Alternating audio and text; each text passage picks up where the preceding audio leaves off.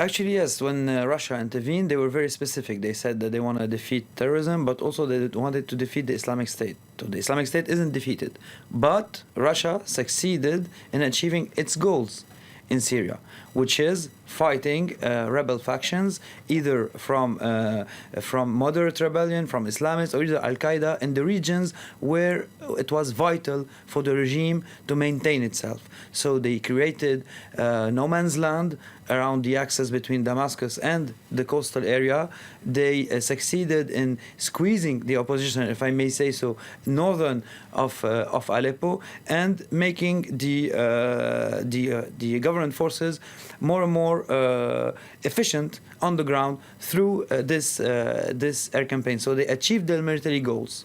So that being said, we still have to wait and see exactly how much Russia is pulling back. We have the beginning of that taking place today. But what impact could this likely have on the Syrian opposition? Yes, of course, because they announced the beginning of a retreat. It doesn't concern the naval base in Tartus, which exists from 1971, since the days of the Soviet Union. It doesn't concern the air base of Hmayhim, where they're going to keep some air force and keep fighting terrorist groups, as they said, because for them, as for Damascus, everyone who upholds arms against the government in Syria is a terrorist group, is a terror group. But the impact will be political, because today what's left of the armed opposition on the ground has two choices.